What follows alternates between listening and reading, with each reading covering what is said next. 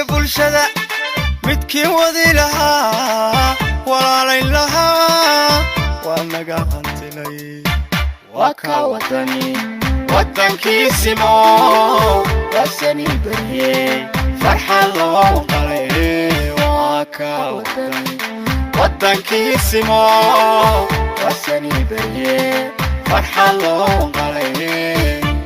محمد عبد الله عيرو إلى المات دقمة دلكو سودا وين شرفه ينوتاي عاديات بدو قباسة تستقيمها لو سودا ويسين waxaan soo dhaweynaa kale waftiga oo hogaaminayo oo kamid ah musharax madaxweyne ku xigeenka maxamed cali oo cabdi iyo hogaanka xisbiga ismaaciil aadan ismaan abiib good dhamaan waftiga waxa leenahay ku soo dhawaada degmadiini iyo gobolkiini soo dhawaada leenahay sidaan hore u sheegnay gobolka awdal waxa uu ka mid yahay hantida xisbiga wadani buu ka mid yahay asadka xisbiga wadani buu ka mid yahay awdal waxa iska leh wadani baa iska leh cid ku matali karta kale ma jirto reer awdal kan waxaan u sheegaynaa nimanka kulmiye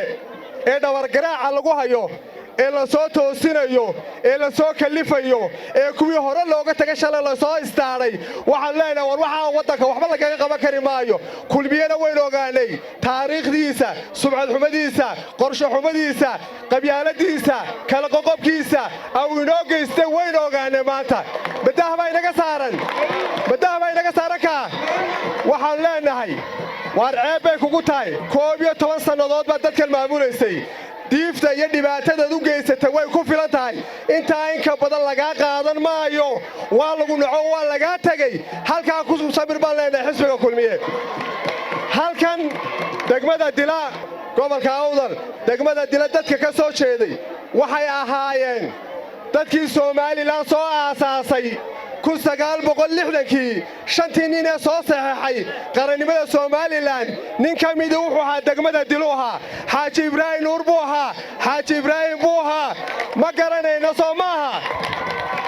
Soomaaliland inaga waxay naga jira hanti iyo xoog iyo xiniyaba way naga jira Ingiriiskii baan uga hadhimayna xukuumadda kulmiye hadda joogta inagu bahdili maysa reer kulmiye maanta waxaan leenahay degmada Dila way ka weyn tahay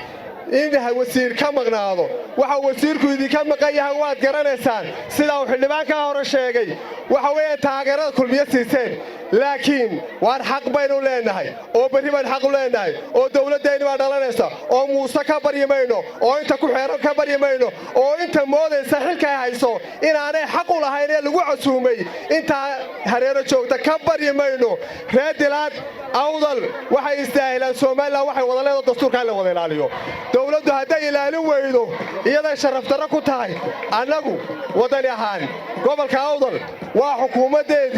xukuumadda u soo socota reer awdal waxa laga doonayaa inay soo saaraan dhammaan xildhibaanada 13 ee ka sharaxan gobolka iyagoo ku soo saaraya wadajir iskaashi midnimada xisbiga wadani dartood iyagoo ku soo saaraya wadani ahaan isu kaashanaya ina soo saartaa baan idinka doonaynaa waxaynu u baahanahay reer Dilaad inay iskaashataan reer Dilaad hadaynu hayno iskaashano reer awdal hayno iskaashano inaynu wadajir sameeyno Dilaac awlida waxa ka saar kara xisbiga wadani oo yimaada kama baxayo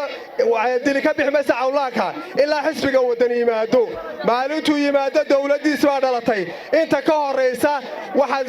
isku abaabuleysaan inaad isnidaamisaan kulmiye dambe oo meesha marayana aynaan arag roog dambana aynaan arag miya roog damba dhigaynaa waxay naga istaahila Cabdiraxmaan Maxamed Cabdilaahi inaan roog u dhigno inaan soo dhaweyno waa madaxweynaha Soomaaliland soo socda waa madaxweynaha mustaqbalka aad iyo aad baad